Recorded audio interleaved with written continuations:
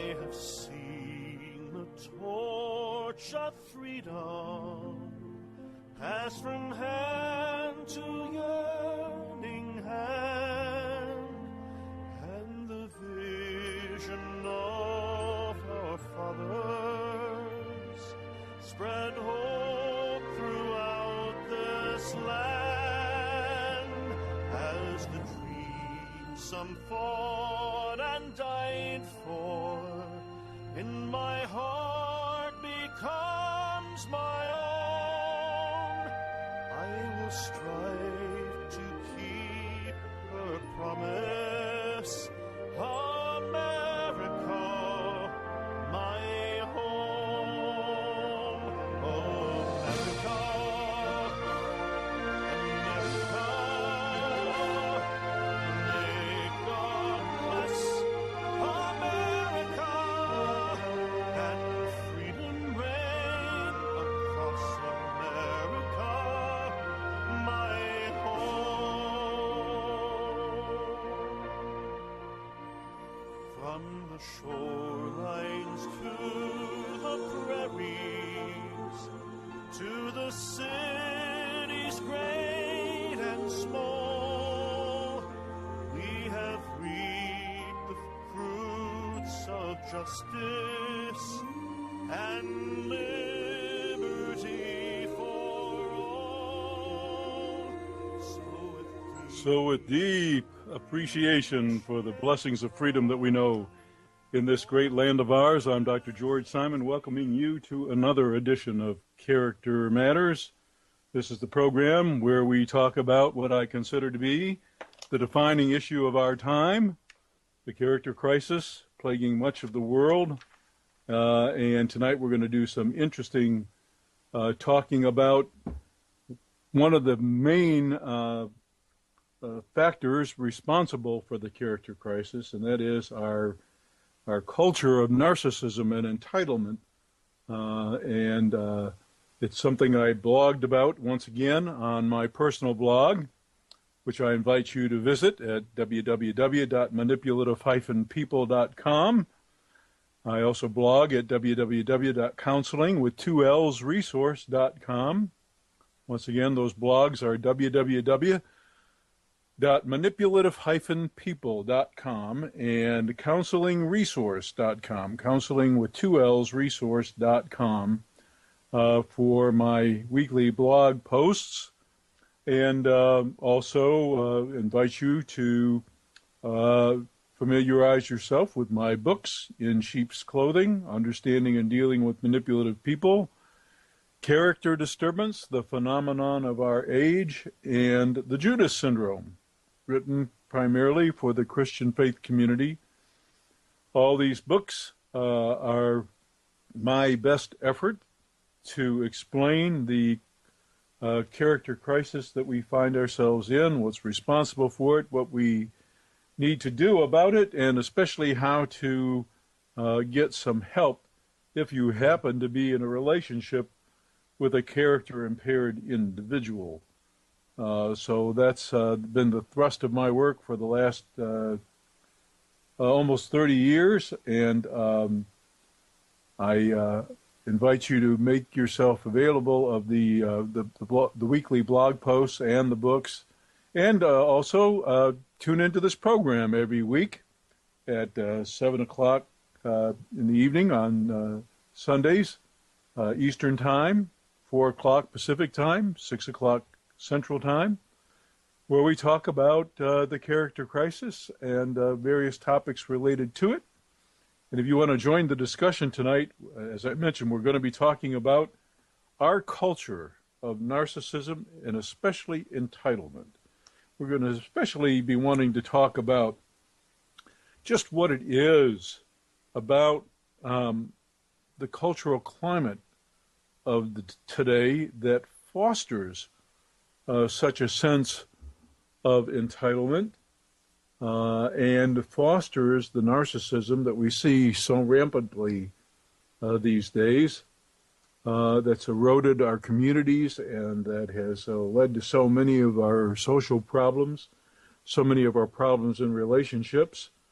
And so if you have something you'd like to contribute, or if you have a question you want to ask, maybe you have a story you want to share, please join the conversation at 718-717-8296. That's 718-717-8296. Happy to take your call. Happy to have you share your thoughts. Happy to take your questions.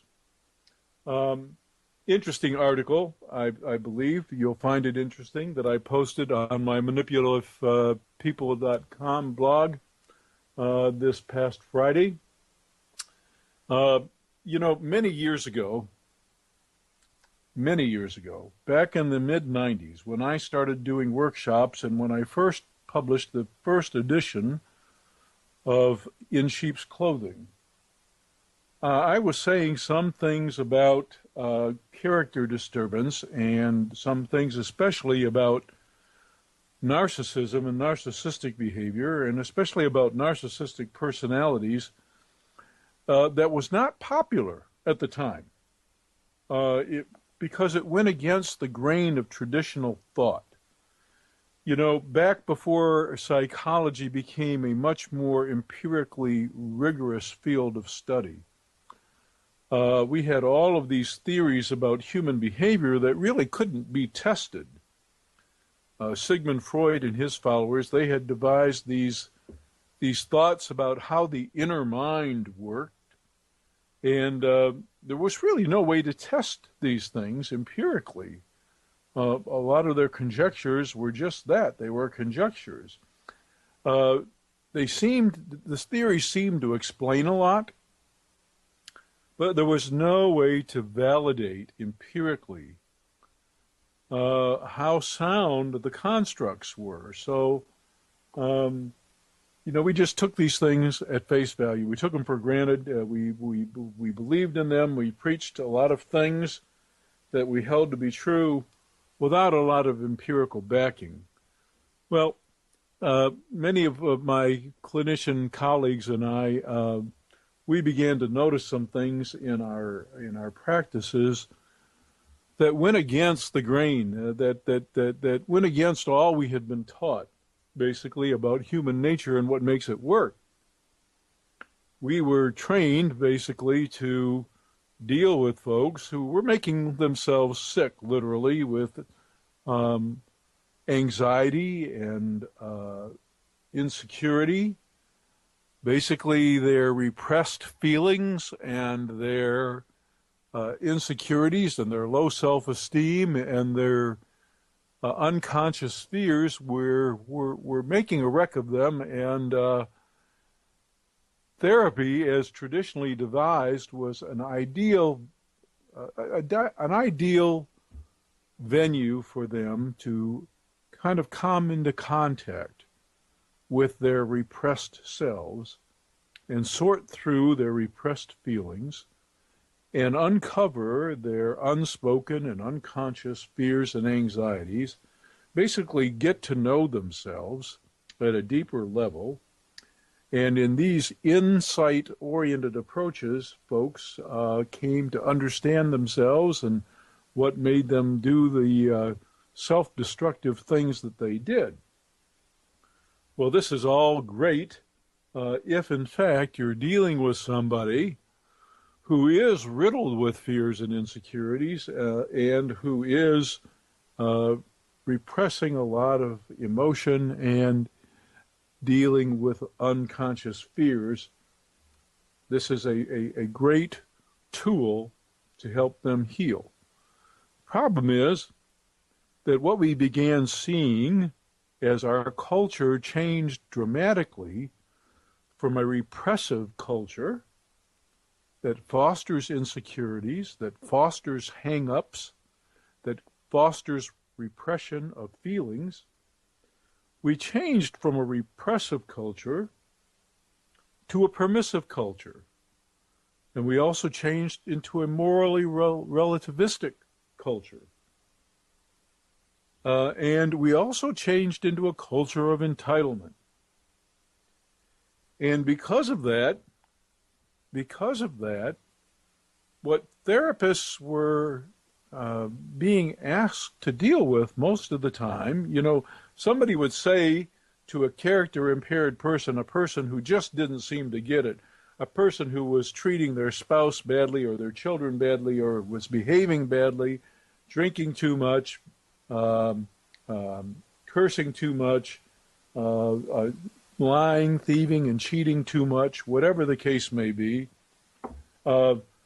somebody would say to this person, you need therapy, and drag them into the therapist's office and expect the therapist to somehow fix them, with approaches that were designed not to fix character immaturity or character impairment, but with approaches that were designed to deal with too much repression, too much anxiety, too much insecurity, the thing that we so politely call neurosis, or as I term it in my book, In Sheep's Clothing, and in my book, Character Disturbance.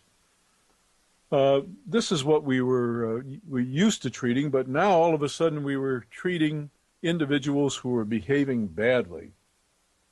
And the way it turned out is that none of the ways that we had to help folks did any good. So we really couldn't help, let alone fix, quote unquote, these folks who were bad actors, so to speak. And so we had to develop new approaches. And eventually a model came into existence that we call the cognitive behavioral paradigm. And this is a paradigm which basically says that people behave in ways that are an outgrowth from the attitudes they hold and the core beliefs that they hold. In other words, how you think about things, how you think about the world in general, how you think about your place in it, the attitudes you hold about the best ways to deal with the world, those beliefs, those core attitudes and beliefs, they predict fairly well how you will act.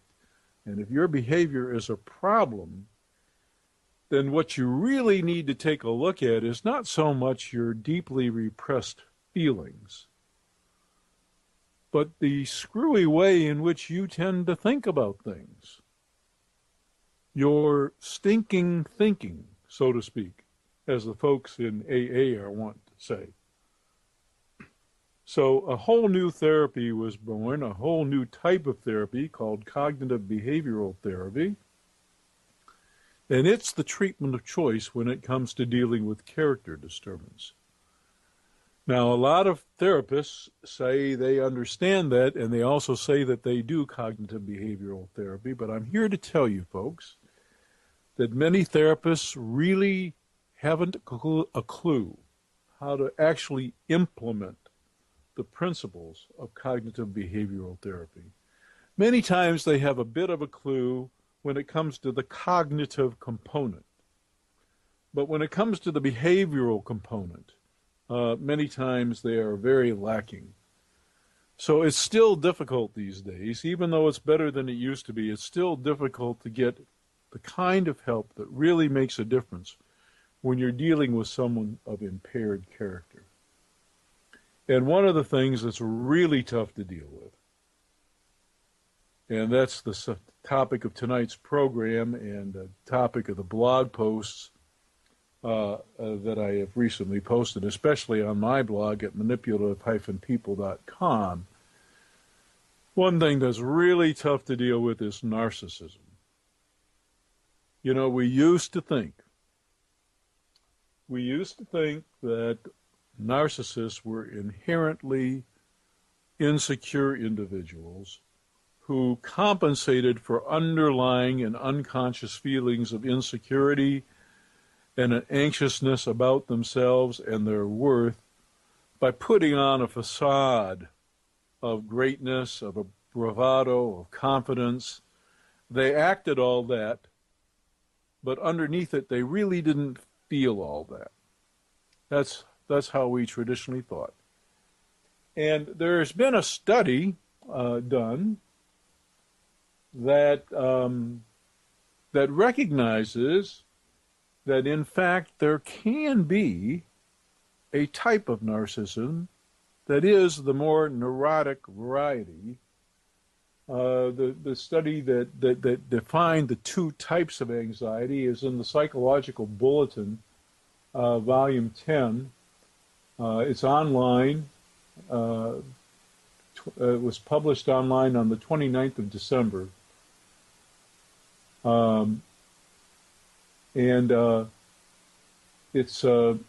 It's worth reading.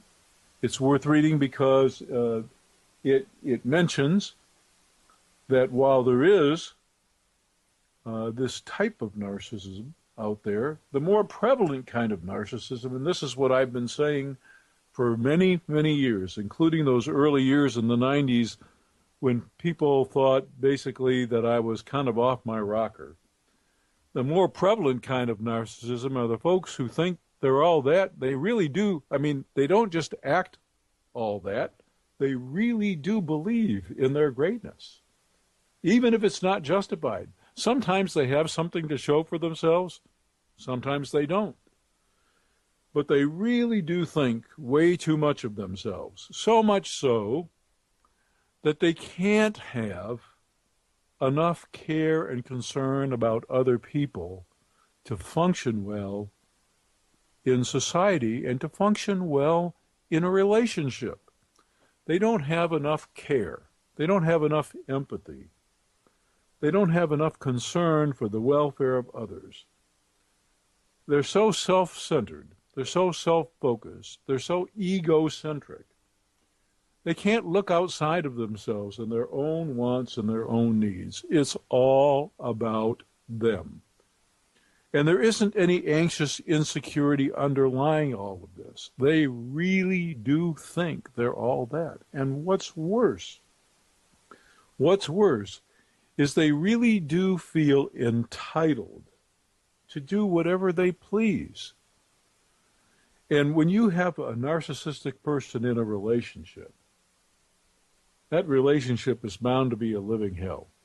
I know some of you folks out there know what this is like, and I know perhaps this caller has something to share about that. So we'll take this call and see.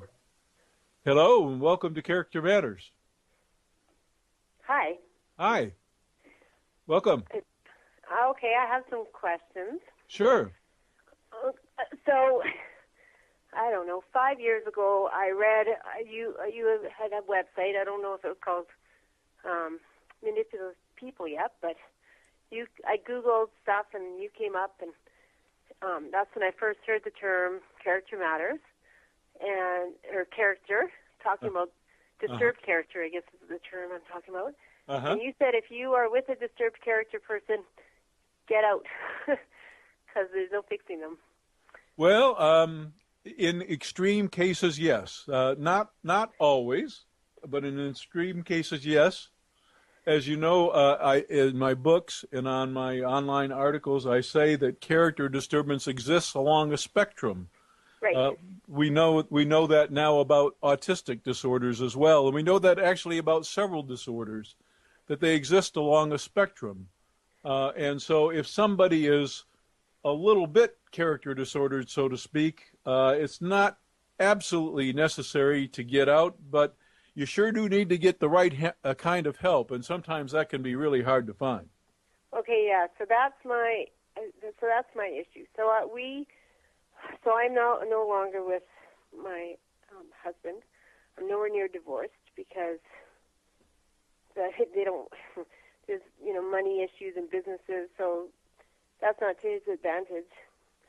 So there's lots of games going on to do that, to get divorced. So yes. He's controlling all the finances, so he doesn't want to be divorced. Yes. He just wants to have his new life, and he basically discarded me, like everything sort of says. But anyhow, at one time we did go to counseling, and then he got caught still in his relationship with a woman he'd been with for 3 years. So then he didn't want to go to counseling anymore. And of course, you mean in counseling it came out that he was conducting this relationship? Oh, no, I already knew. Like, I had busted it, in 2010. And then he swore it wasn't happening anymore, and on it went. But he would never, what I would call, put the cards on the table. Uh-huh. And, You mean he was lying? Yeah, he was still lying, about everything. Yeah, and let me, can I say a word about that? Yeah. One of the things that happens in traditional therapy is therapists are trained about this thing that we call denial. Mm-hmm. I've written several articles about this, and you'll see a lot. Yes, you have. I've read everything you've written. And, the thinking from a therapist's point of view is that there's so much shame and there's so much guilt operating with the person that they can't bear to face the truth. So the reason they misrepresent things and they don't come clean and they don't show their full hand is because they're too ashamed, they're too guilty. And so you have to kind of treat them with kid gloves. You can't confront them. You have to gently nurse them to a point where they can overcome their denial, and then they'll finally come clean. This is the traditional thinking. And many times what happens in therapy, unfortunately, is that the character disturbed person just strings both the therapist and the aggrieved spouse along for a long, long time, and then when the crap finally hits the fan, it's pretty much over. Okay, so he was doing that. So he admitted. He said, "I admit that I had this girlfriend, and I admit all that. So what do you want from me? I've admitted it. It's out there. I've told you that it existed. I told you it's over." And so then it started to be about me, of course. Excuse me. How did you answer that? I could write a movie as to how it all went, but okay, I said, I need to know it is over. I need proof that it is over. He tracked my vehicle for 4 years, like the whole time it was going on, so that he could explain to me where he was, right? So if I had driven by his office or stopped at his office, 20 minutes later I'd get a phone call saying, "Oh, I just got back to the office," because he knew where I was. He knew I'd be back home or I was nowhere near there. Mm-hmm. I just got back to the office and they said, "You came by." But it was just a space he was renting. It wasn't like his own, he was only renting an office within a business. Mm-hmm. So, these people had their own, they didn't have a receptionist or anything. Like, they had their own business going on. I'm pretty sure that they didn't even see me or know that I was around. Mm-hmm. So I would say to him, "Really? Like, who told you I'd been by there? Like, who saw me?" And he'd go, "Oh, Brian or Bill or whatever." So I'd be like, "Oh, okay, whatever." So it took me a little bit to figure out. And then one day I just knew in my head that he had a tracking device on me. So I took it to get my car to get an oil change, and left my cell phone in the car, and borrowed a car and a cell phone, and I went to learn about tracking devices so that I would know, how to find it in my car. But in the meantime, it was up on a hoist, so I told the garage to find the device. He hadn't found it yet. It ended up being where the jack is kept. I drive a van, a Toyota van. It ended up being where the jack is kept. And before the mechanic found it, my husband had arrived and got something out of the back of the van, out of there, and put it in his pocket. Anyway, it's a very convoluted. Wow. Wow. He had recording devices in behind the fans in my van. He had recording devices in my house that were like pens. You're talking about manipulation on steroids here, aren't you? Well, I think so. So the counselor that we saw never really, I phoned him one time. We saw him only 4 times. I phoned him after the 3rd time, and I said, "Are you going to call him on any of this stuff?" Like. And what did the therapist say? And he said, "I can't because he won't come back." Yeah, see, this is exactly my point. You just nailed it. And this is the traditional bias. You see, we have to set a stage we've been taught this. We have to set a stage by which the person feels safe, you see, to let down their so-called defenses. And if you move too hard, too fast, they will become too intimidated, too afraid, too defensive, quote unquote, and they'll bolt. Well, the fact is that they'll only play you otherwise.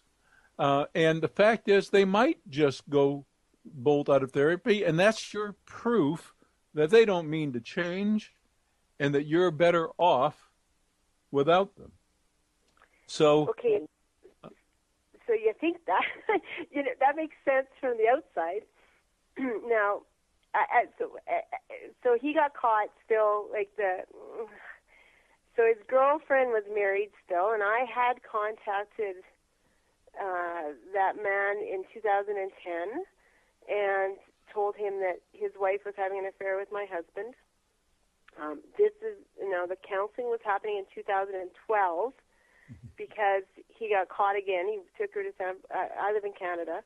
He took her to San Francisco on a so-called, it was a business trip he told me he was going on, and I tried to investigate what he was going to do. I told him, oh, well, who's paying for the ticket? He said, this company. And I said, well, they must have sent you emailed you the information. Well, of course, he could never get the email up on his phone, and he could never get he wasn't sending me the email, and why would I need that anyway? And, oh, God. Anyway, he on and on this went. So that woman's husband caught, when she came back, he had figured out what was going on. He found my husband's Visa card in her wallet. He figured it all out at that point. So they were going to try to make their marriage better, put their marriage back together. We were going to try to put our marriage back together. They were not going to see one another again. Of course, 6 weeks later, after we've been going to counseling, for 4 or 5 times we had gone, the husband uncovers communications between them again. Now, my husband did this, all his communications on his phone, which he had locked, or at his office, so that I couldn't access it. Mm. And so that man, the husband of the girlfriend, phoned me because we were now in contact since this San Francisco thing. So when they got caught again, so then my husband would not go back to the counseling. Told me it was, he wasn't seeing her. That was on and on and on it went. So, against my better judgment, we have 3 children. I've been with him for 27 years. Things have were sort of, when he started his own business, he became, really an asshole. And I would say, why are you being this way? He'd hang up on me, tell me, shut up. And I'd say, that's not us. Why are you treating me like that? Mm-hmm. And, oh, you make a big deal of everything. Whack, hang the phone up. I'd phone him back. Why are you hanging up on me? I phoned for a reason, It's just, you're bothering me. I'm busy. I'm always busy. He was always busy. He was always important. He was becoming more and more and more important. One of the things that I speak about at length in my articles and in my book is where the responsibility lies to repair damage in these kinds of abusive relationships. It's always on the character-impaired person. If they breach the trust, they've got to repair the trust. They did the damage. They have to repair the damage. And the problem is that they actually kind of sucker you into doing all the work, absolutely. And not just the physical work, the mental work, worrying about things, the emotional work. You get so consumed with, are they doing this? Are they doing that? Are they really telling me the truth and whatnot? And they don't feel the burden. They don't feel the burden of they don't accept the burden either of what they have to do to earn back the trust. And and that comment that you mentioned is so typical, that what do you want me to do? Kind of like they don't already know. They don't know. It's like they're pretending like they don't already know what it would take to build back trust. they certainly know what they would demand if the shoe were on the other foot and somebody had betrayed their trust. They know exactly what they would demand of the other person. So, well, no, actually, if you had had an affair, I would be over it by now. Oh, good tactic. Good tactic. Yeah. Did you believe that? I just laughed. I said, yeah, well, your affair is not over, so you're making that up, and oh my God, I can write a book. Yeah. So my question, I continually second guess myself. He's been gone 22 months. He left myself and that girlfriend for yet another girlfriend. Why is that a woman surprise? that he had a past with came into the picture, and so he dumped both me and the girlfriend for this one. Mm-hmm. So what's your question? And I didn't know that I had read about your character Disturbance. I had just read this, paragraph or whatever it was on the computer. I printed it, so I have it somewhere. But there wasn't all this information that comes up on the computer now.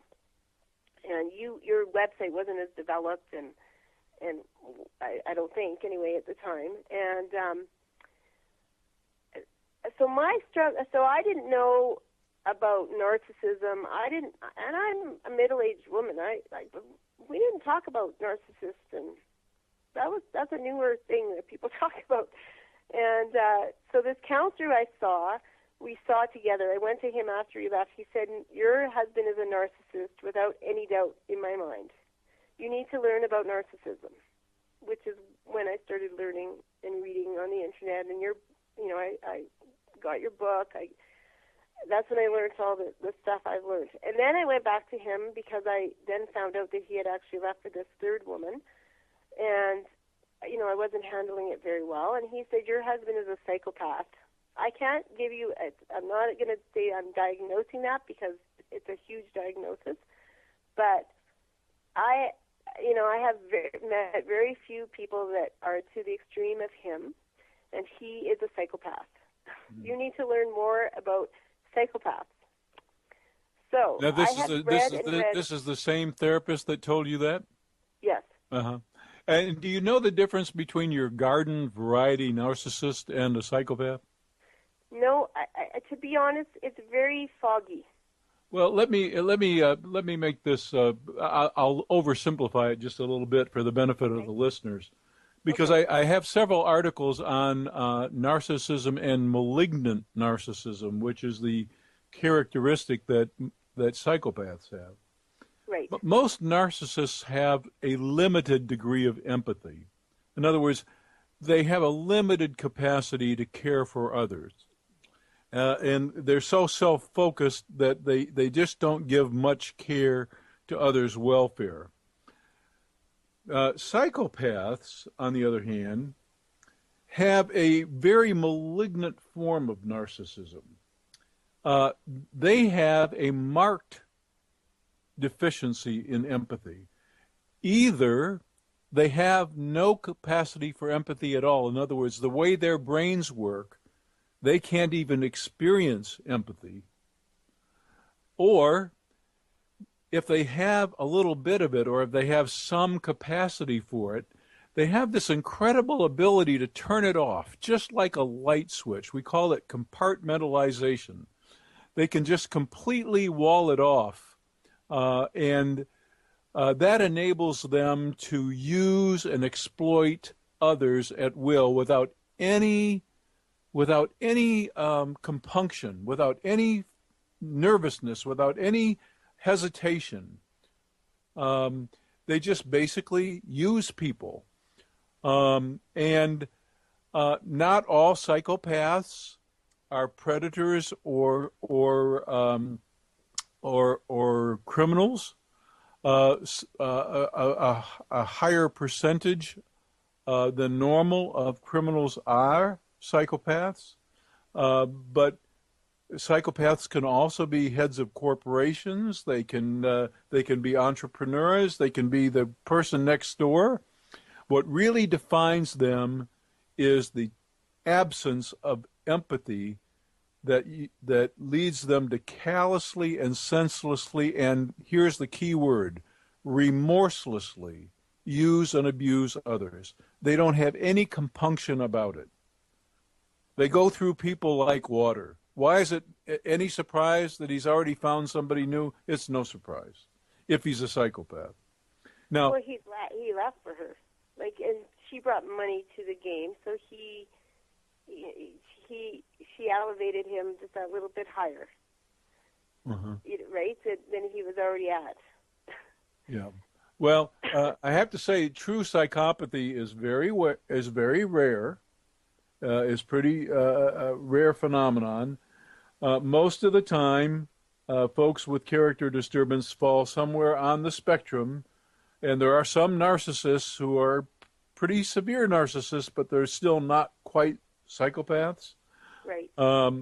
So, we can't do any kind of formal assessment over the air here, but suffice it to say that there's enough character disturbance out there, and narcissism is one of the big factors in it. I'd like your opinion on something, though, because tonight's program is about the kinds of things in our culture that foster these attitudes that lead to this sense of entitlement and these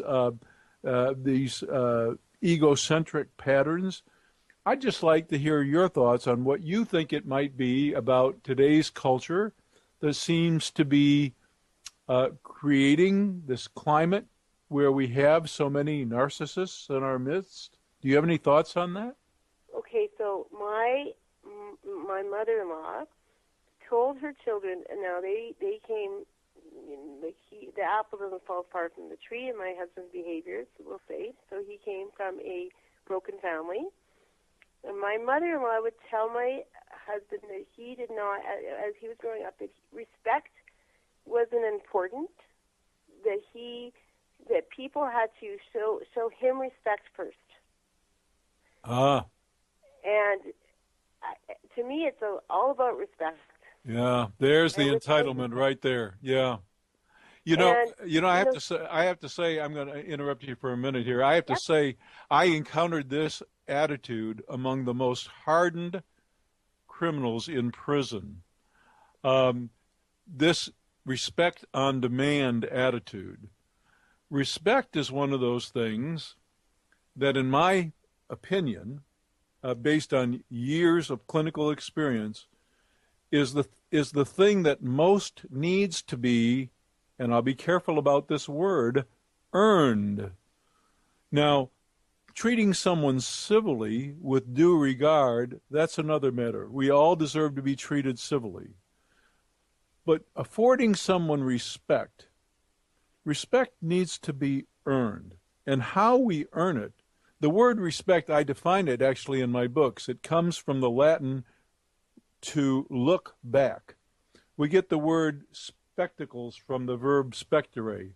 Respect means to look back on what you have done with what you have been given. And if you've done a good job with the talents that you've been given, making a valid contribution, a valuable contribution to the world, and conducting yourself in an appropriate manner, in a noble and in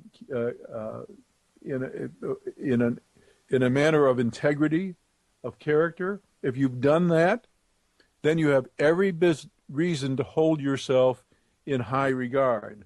And other people will also afford you that respect as well. But it's something you have to earn. So is that not something that it's also taught? Oh, you bet. And any parent that gives that message that you're, quote unquote, entitled to respect just because you walk the planet is helping to create a future narcissist, without a question.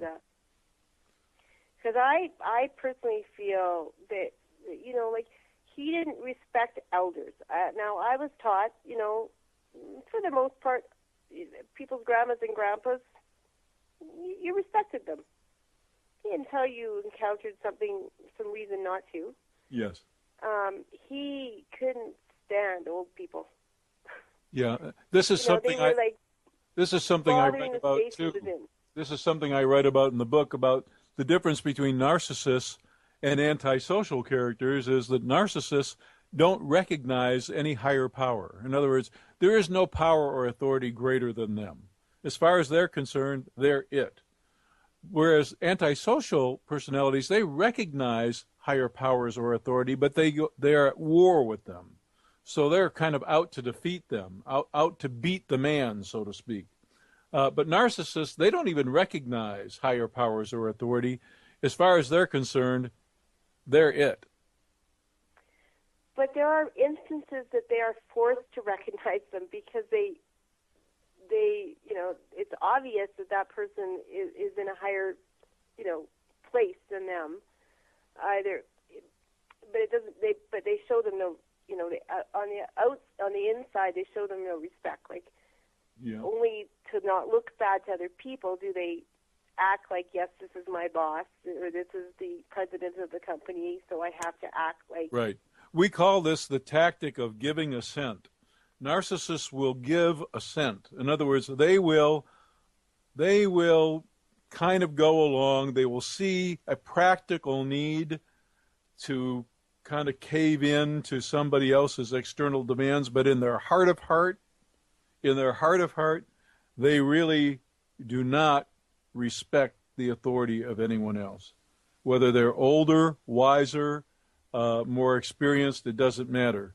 They may give surface level assent, but in their heart of hearts, they do not see it that way. And it's a tactic, it's a habitual behavior that blocks their ability to have any real respect for any higher power or authority.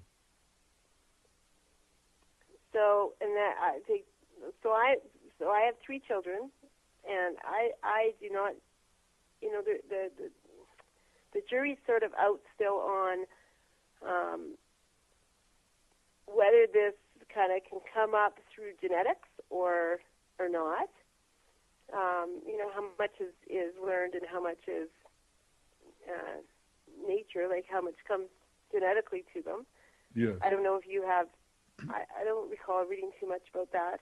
Yeah, I speak about that at length. In my book, Character Disturbance, I speak about that at length. Oh, and as far as we know, I have read it. and as far as we know, I mean, it is a mixture of both. And also, it varies from person to person, which is the stronger influence. I know individuals who have come out of the worst environments, who are unbelievably good character. I find myself scratching my head, and I say to myself, how did they turn out so decent, given what they came out of?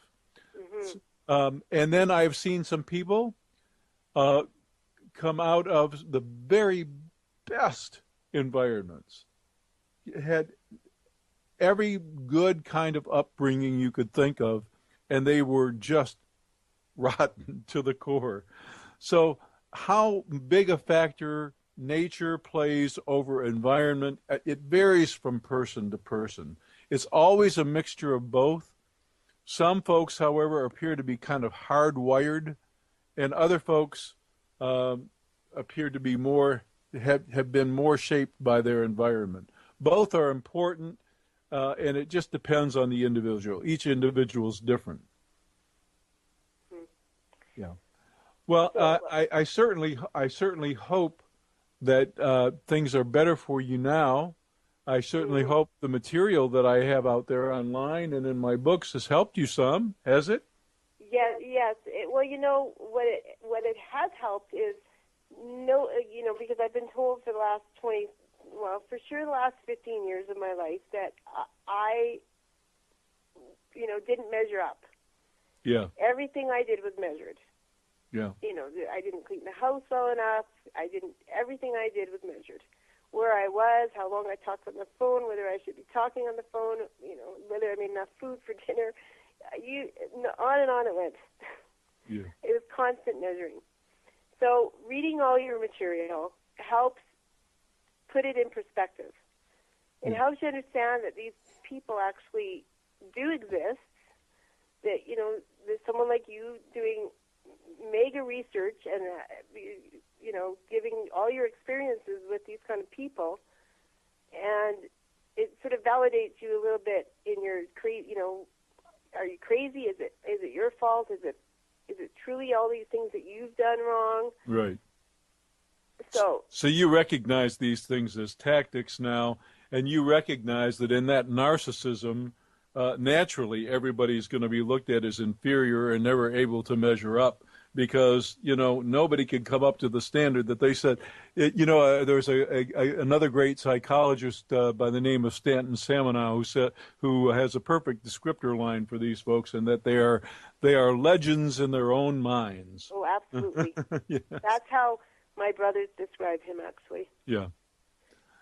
Well, I'm so glad that things are better for you. I'm so glad that the information I have out there has helped you, and I thank you for sharing your thoughts on one of the things you think fosters narcissism. I certainly agree.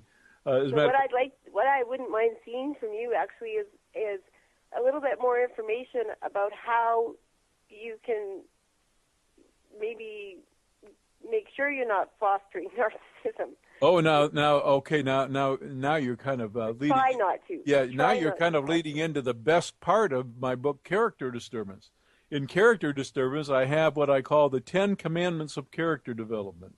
Yes, you do. Okay. These are the things that you have to teach successfully a child in order to have them develop decent character. And one of the first things is that they're not entitled to anything. That this whole life is a gift.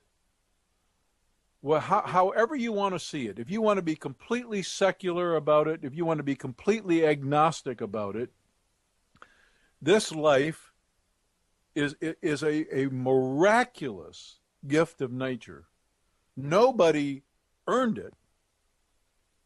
There's not a person born on the planet that said, okay, I've done this and this and this and this and this, now I deserve to be born. It's a gift. You're either going to see it secularly as a miracle of nature, a benign and wonderful and fortuitous accident of nature, or if you're a person of faith, you're going to see it as a gift from God, from the creative force of this universe.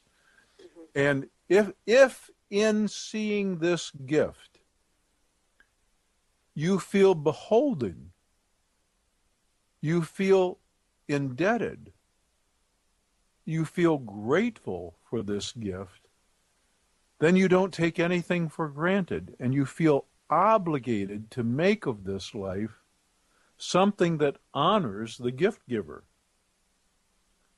This is so essential to character formation. All the major faiths in the world have known this forever, which is why they incorporate something in their belief system to address this issue.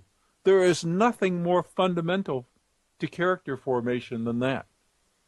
And parents who give their children messages that they are so special, or that they are God's gift, or that they don't owe anything, or that this life is not a miracle to be treasured and valued, they're going to raise a narcissist.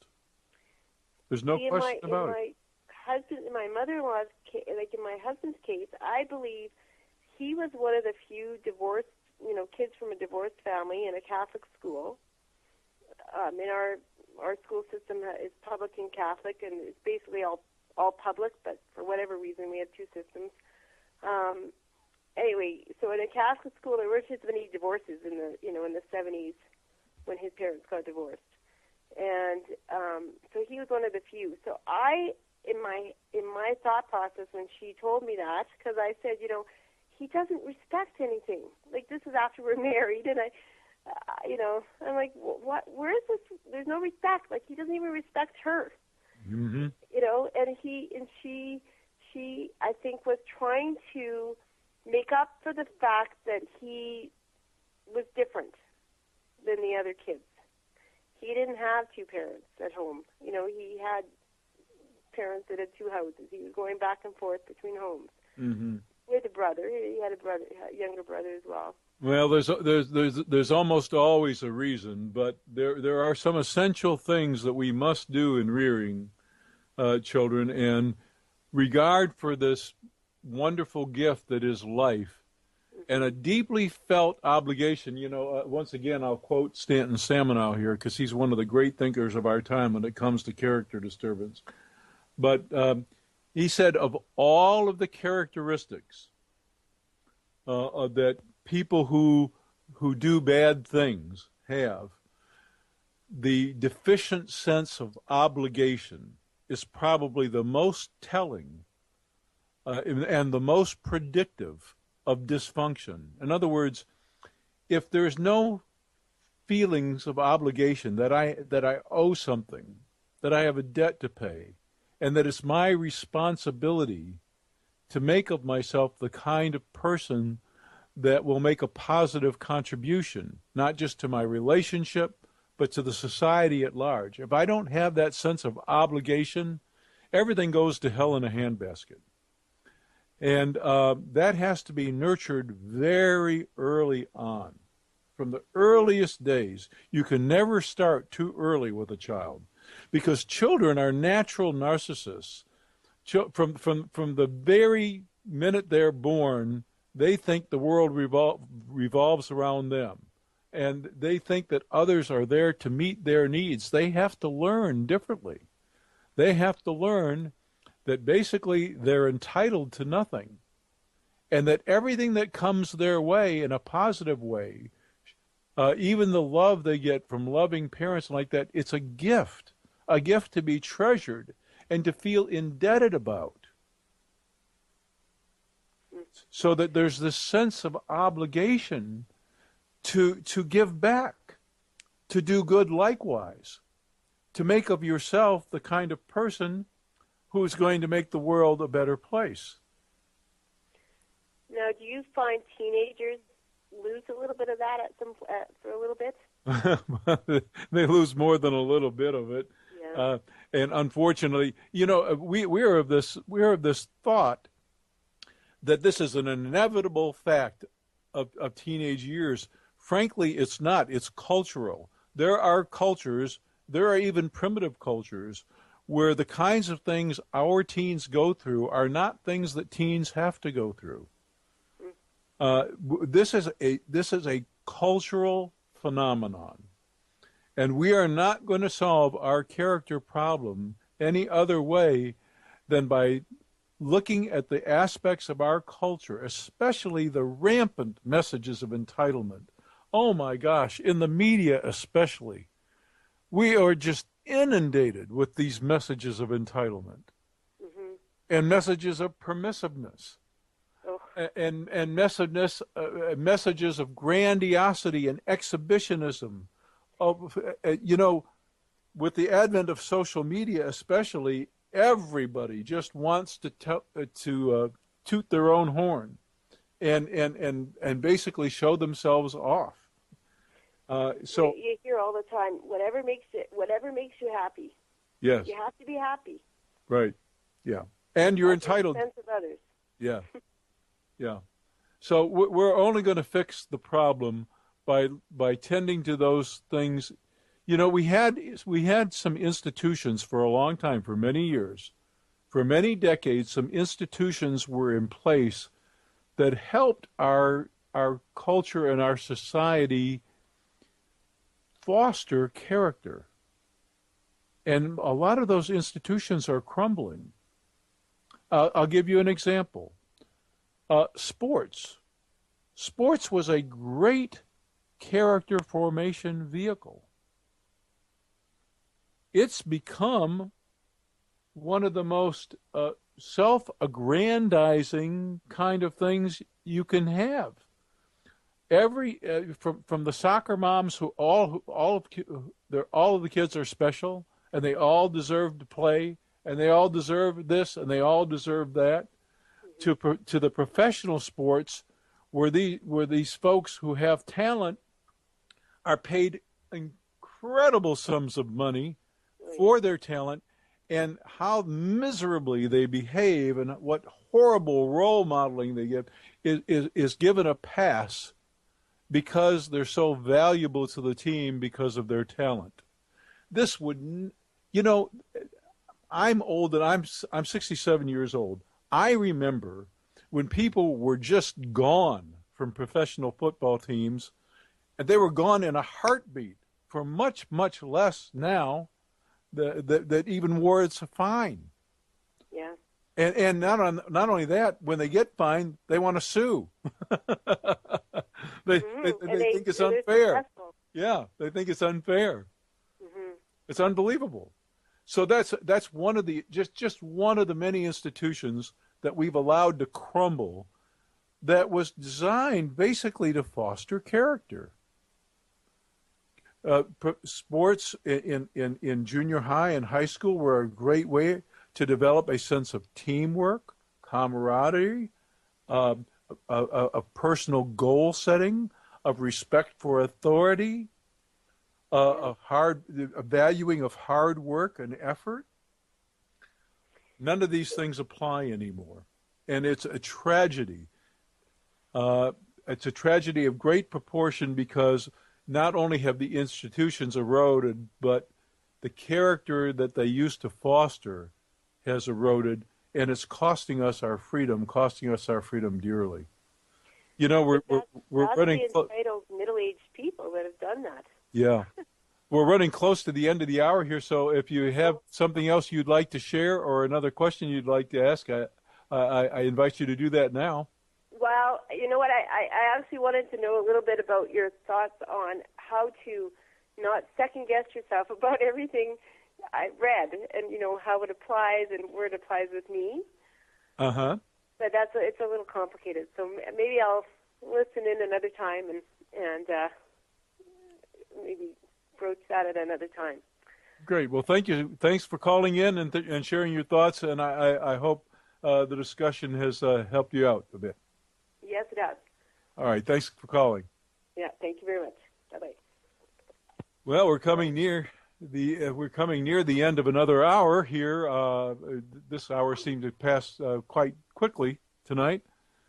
And I invite you once again to go online and read the articles posted online, both on the counseling with 2ls.resource.com blog site, as well as my own personal blog at www.manipulative-people.com. Hundreds of articles there on character disturbance, narcissism, borderline personalities, antisocial characters, psychopaths, the whole 9 yards. You'll find it all there. You'll learn the tools of empowerment, also my books, In Sheep's Clothing, Understanding and Dealing with Manipulative People, the Judas Syndrome, and Character Disturbance, the phenomenon of our age. Available everywhere, downloadable, on audio books as well. Avail yourself of them and all the material. And also tune into the program. Character Matters here every Sunday night at 7 p.m. Eastern Time, 4 p.m. Pacific, 6 p.m. Central Time, where we talk about what I consider to be the defining issue of our time, the character crisis that's plaguing much of the world, and what we can do about it. This is something that concerns everybody because our freedoms are at stake, folks. Great countries are built when people are of good character. They build great societies. And our society is in danger of losing its greatness. So let's help restore that. Let's do what we can. And tune in again next week for another edition. I'll see you then.